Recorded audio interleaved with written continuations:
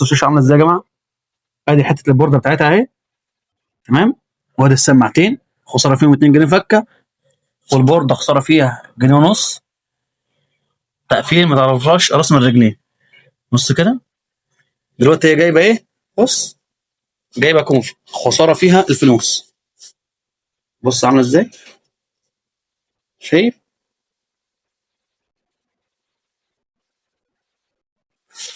بص الكوفي بتاعها عامل ازاي يا جماعه، شايفين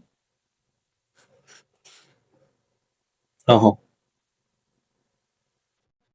عشان كده بقول لك دايما اوعى تغرب في الشاشات الرخيصه اهي.